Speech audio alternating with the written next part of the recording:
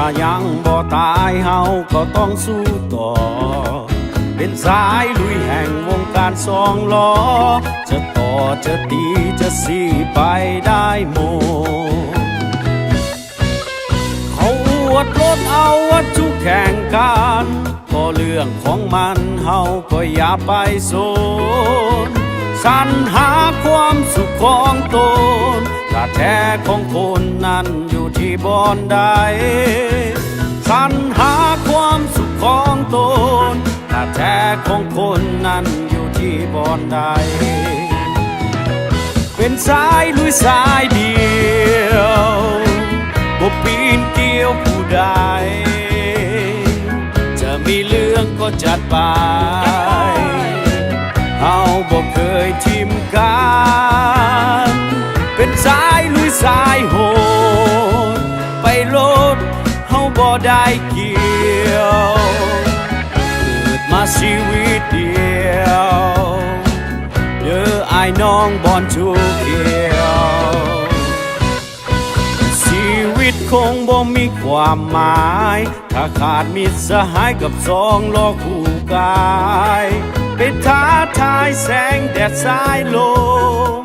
ไปท้าทายแสงแดดสายลมกับดอกเบี้ยกลมๆลมกับคนหูใจ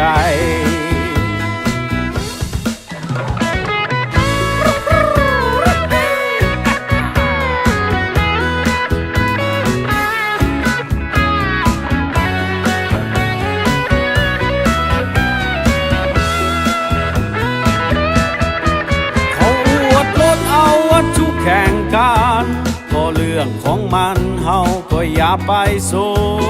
นสรรหาความสุขของตนถ้าแท้ของคนนั้นอยู่ที่บอนใดสรรหาความสุขของตนถ้าแท้ของคนนั้นอยู่ที่บอนใดเป็นสายลุยสายเดียวบ่ปีนเกี่ยวผู้ใดจะมีเรื่องก็จัดไปเฮาบ่เคยทิมกันเป็นสายลุยสายโหดไปโลดเฮาบ่ได้เกี่ยวเกิดมาชีวิตเดียวเด้ออ้ายน้องบอนทุกเกี่ยวชีวิตคงบ่มีความหมายถ้าขาดมิตรสหายกับสองล้อคู่กายไปท้าทายแสงแดดสายลมไปท้าทายแสงแดดสายลมกับดอกเบี้ยกลมๆลมกับคนหูใจเป็นสายลุยสายเดียวบ่ปีนเกี่ยวผู้ใดจะมีเรื่องก็จัดไปเฮาบ่เคยทิมกัน